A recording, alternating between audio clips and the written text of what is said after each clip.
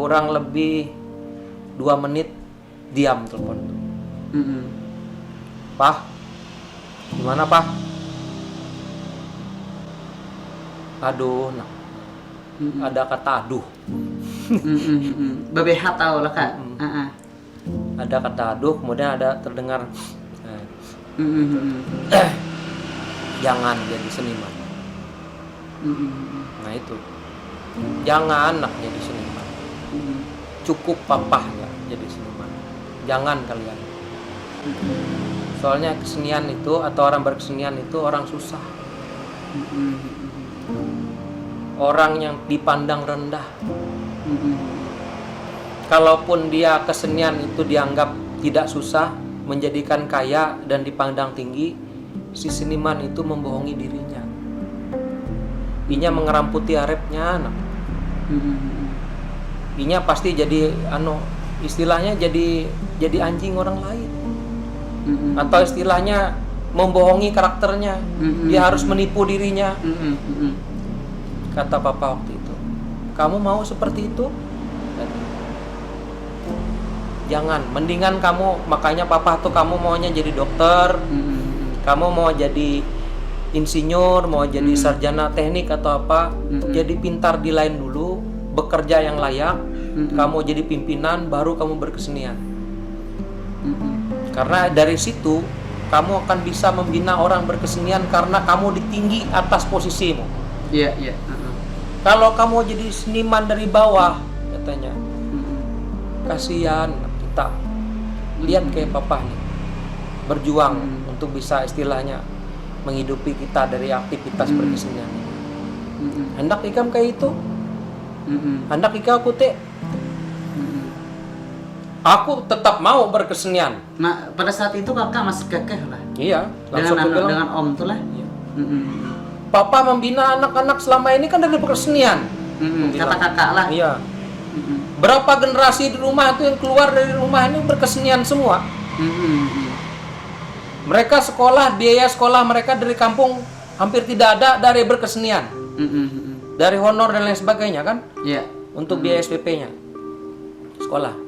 Kenapa? Aku nggak dibolehin malah berkesenian? Aku bilang. Iya. Aku intinya mau jadi seperti papa. Iya.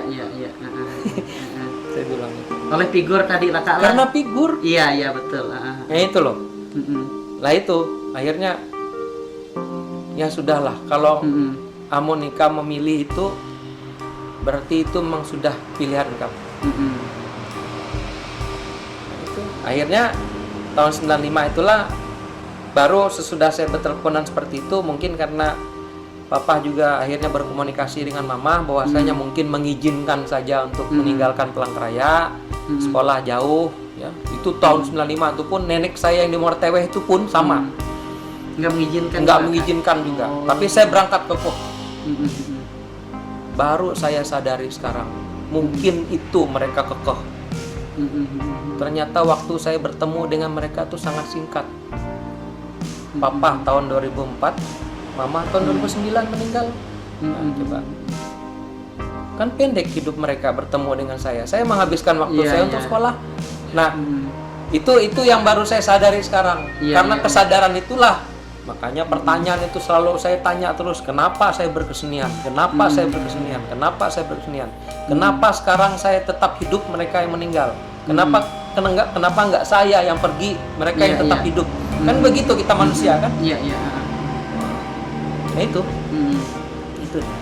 Kak, ini kan anak menangis kan? Ini oke sama. Iya. Nah, Kak, ini kan menghadapi segala situasi kondisi dari kakak, istilahnya ada orang tua sampai saat ini itu kan nggak mudah Kak, berat kan. Nah, ada nggak nas Alkitab atau lagu yang kakak ingat yang menguatkan kakak sampai hari ini itu loh? Ada nggak? Ya saya sebenarnya banyak punya lagu yang bisa saya ciptakan sendiri. Tapi kalau berkenan dengan Alkitab, mungkin saya bisa langsung nyanyikan saja. Bisa Kak. Tapi lah nangis Kak lah. Iya orang nangis banget ya. Iya, coba kisah kita mau. Aduh, ya silahkan Kak. Ya ini Sering kita dengar ya. Bisa pakai alat kalau Enggak, bisa usah, enggak? usah. Atau ke Mario, tiki keyboard kau Kak. Ya Kak, silakan Kak. Ini mintalah kan diberikan kepadamu, carilah maka akan kau dapatkan, ketuklah maka pintu dibukakan bagimu. Semua orang yang meminta akan menerima, dan semua orang yang mencari akan mendapatkan, dan semua orang yang mengetuk pintu dibukakan baginya. Yeay. Itu ciptaan saya tahun 95 sebelum saya berangkat. Lagu sendiri. Itu saya ciptakan. Badai jeda ada puji kuning yang mereka kuning lagu itu aku tai mikir. Iya, Itu saya ciptakan 95 sebelum saya berangkat ke Jogja. Makanya saya yakin berangkat pasti. Nah, itu dulu. Karena ada keyakinan Ada keyakinan itu. Cepat, tapi manusiawi Mm. kita ini sampai sekarang buhen aku juga tuh selalu aja seperti itu. Cuman kita hidup sebagai seorang manusia, terutama orang beriman, yakinlah, jalani saja sambil walaupun manusia kita bertanya terhadap dunia kehidupan kita, yakin Tuhan tadi sesuai Pasti dengan kasih lagu jalan. itu. Minta pasti akan diberi, ya. Cari pasti akan dapat, ketuk pasti akan dibukakan. Amin. Amin. Iya. Kak Mario, ada yang mau ditanyakan Kak? Ada satu. Ya, Ire Haji J, dia curang. Ayo ya sekarang, ya silakan Kak. Tadi berkaitan dengan daerah pas dihendak sekolah ke Jogja ore kan isi kas lah. Ya. Isi itu yang aku tahu waktu aku dulu memang cita-cita pengen masuk isi juga dulu. Cita-cita. Ada cita-cita. Karena kan seni kan segala macam tadi situ apa pokoknya dengar cerita orang bahwa isi itu termasuk di zaman aku dulu tuh zaman tahun berapa itulah SMA itu kan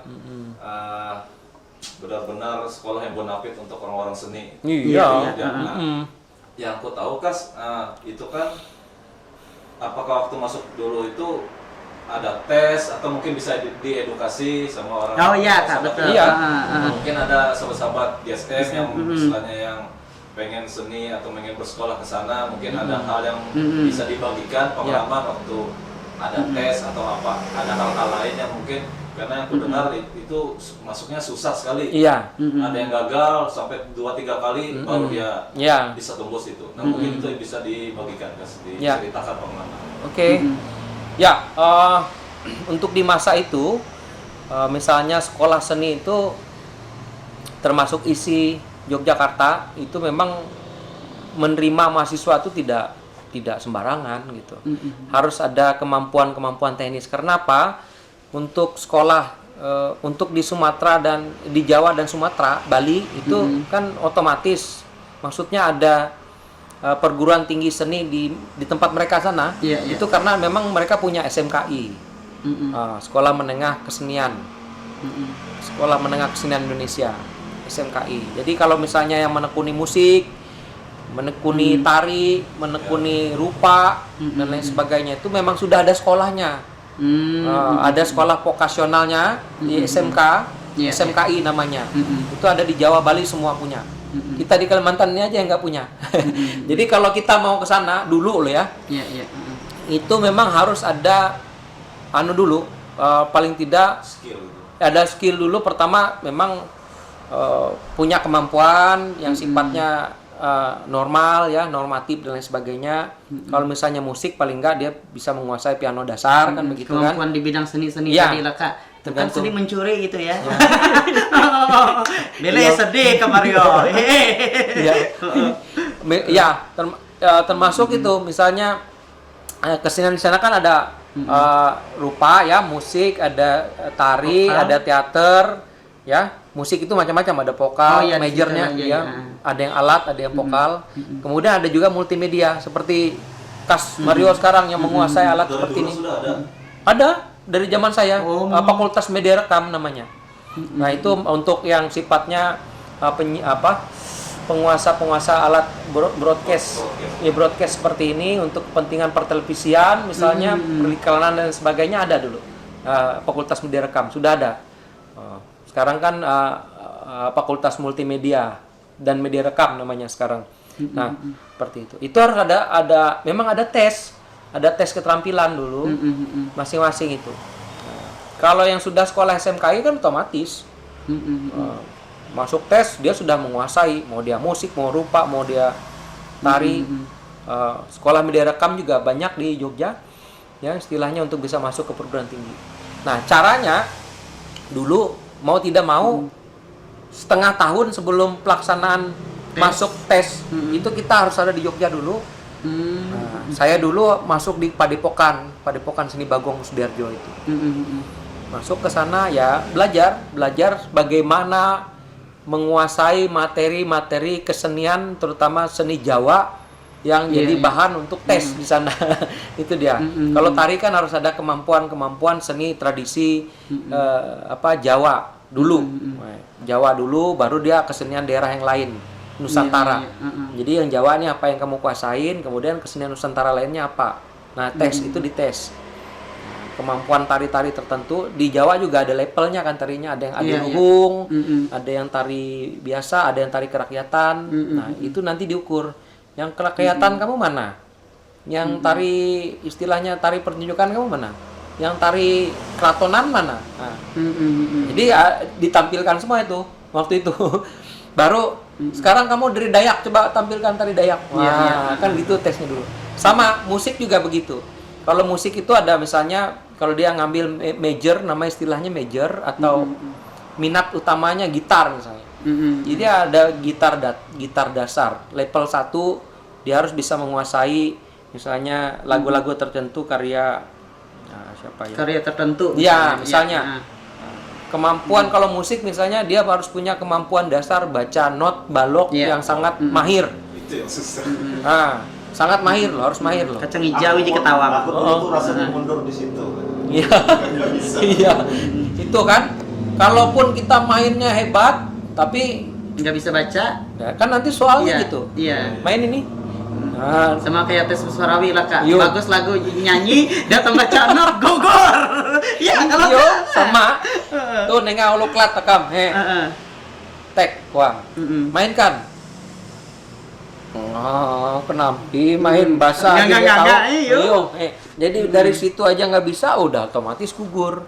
Nah, makanya ada banyak trik calon-calon mahasiswa kita pada waktu itu yang dari Kalimantan, yaitu mau tidak mau 4-6 bulan di Jogja dulu. Memang persiapannya memang ya, sedemikian rupa lah. Atau bahkan ada yang setahun sebelumnya itu dia ngambil kursus atau ngambil pendidikan singkat yang sifatnya 1 semester atau 2 semester di lembaga-lembaga pendidikan musik misalnya, tari atau apapun, rupa misalnya kalau yang lukis, untuk mempelajari teknik-teknik yang kemungkinan diteskan. Iya. Itu triknya. Tapi sekarang sebenarnya untuk masuk sekolah seni sekarang itu dipermudah loh. Tes sekarang itu kan cenderung itu namanya uji keterampilan, ya. Portofolio saja. Portofolio itu mengirimkan materi istilahnya video, audio, visual. Kemudian kalau dulu kan hanya kemampuan keterampilan itu secara langsung. Kalau dulu, sekarang dia kas nggak lagi. Sekarang misalnya Akas punya prestasi, kemudian surat keterangan tampil di mana, itu semakin banyak ada poinnya loh Kas. Segala piagam lah. Piagam, surat keterangan, kemudian surat penugasan, berkesenian atau apa, itu di portofolio lengkap. Apalagi kalau prestasi, misalnya piala dan lain sebagainya. Nah, itu dia. Baru ada sifatnya materi yang dites secara teknik ada. Cuman nggak seberat Kas. Karena sekarang sistematika materi pembelajaran dan perkuliahan itu kalau dulu kan istilahnya mahasiswa itu harus berisi dulu. Pak masuk. Kan gitu. Iya. Dosen nggak mau pusing. Iya, dosen nggak mau pusing. Tek dikasih bahan, dosen kasih komposisi ini, mainkan kan gitu dulu. Iya, betul. Sekarang Dosen beda, pusing. dosennya yang pusing. Iya. Nah, Memburu event sama Agredado. Iya, kalau enggak, itu sekarang dosennya harus membuat silabi yang istilahnya di semester 1 sampai semester 4 Iya, itu yang tadinya mahasiswa ini tidak punya kemampuan tapi punya keinginan dan motivasi untuk masuk di prodi itu difasilitasi. Iya. Harus difasilitasi. Makanya di 4 semester awal itu mereka baru diajarin lagi. Tadi nggak bisa not. Harus di semester 1 bisa not. Dan gitu. Iya. Piano dasar paling nggak di semester 2 misalnya sekarang. Nah gitu. Kalau dulu dasar dulu lah Kak lah. Dasar itu harus dikuasai dulu oleh Dikuasai dulu. mahasiswa. Nah, bagaimana mau tidak mau dia harus kuasai dulu, masuk, nanti langsung dia tidak piano dasar lagi. Kalau dulu seperti itu, sekarang beda karena ternyata faktanya hal-hal seperti itu secara teknis mengurangi minat daripada mahasiswa itu untuk dapat masuk, kemudian malah mempersulit lah Kak. Ya, Kemungkinan itu. Kemudian dikaitkan juga dengan kalau perguruan tinggi tentu dihubungkan dengan pasar kerja kan. Outputnya terkait dengan profil lulusan dan lain sebagainya. Ternyata memang menjadi seniman, praktisi seni, apalagi seniman akademis itu sekarang itu kalau dia tidak kreatif, kalau dia tidak inovatif, dan kalau dia tidak punya seperti saya tadi prinsipnya, hidupnya, betul kata Om tadi lah. Iya. Itu fakta. Iya. Nah itu loh, sifatnya akhirnya berkesenian tuh untuk dirinya sendiri aja, yang sifatnya hedonis, kesenangan dirinya, apa ekspresi dirinya sifatnya individualis, tapi kurang memiliki kepekaan, responsibility, kemampuan untuk bisa membaca sosial atau keadaan-keadaan yang ada di sekitar. Nah itu, makanya itu hal-hal seperti itu tidak didapatkan di kampus. Itu didapatkan melalui tadi alam, alim, ilmu dengan amal. Ini kalau hanya ditekuni di kampus belum tentu empat-empatnya ada.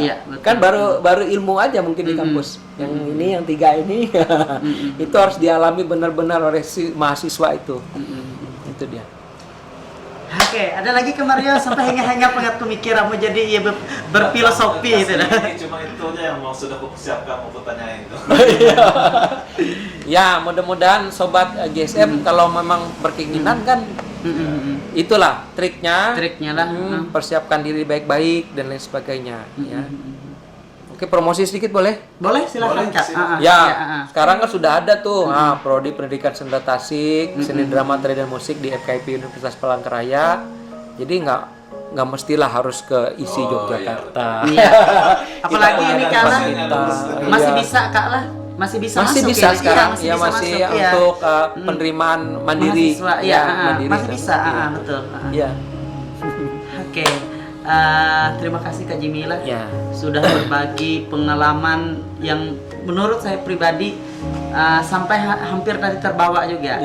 Karena memang istilahnya pengalaman-pengalaman yang Kak Jimmy bagikan ini, saya percaya Kak Jimmy bisa menjadi berkat, bisa menjadi motivasi, bisa menjadi inspirasi untuk seluruh anak-anak Tuhan, sahabat GSM di luar sana. Amin.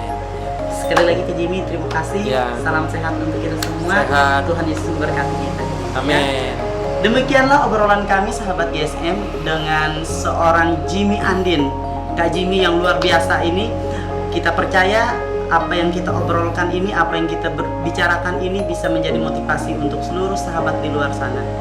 Jangan lupa saksikan terus obrolan kita dengan sahabat-sahabat kita yang lain di episode lainnya hanya di channel YouTube kami Sahabat GSM. Sekali lagi terima kasih. Tuhan Yesus memberkati. Shalom. Shalom. Dah.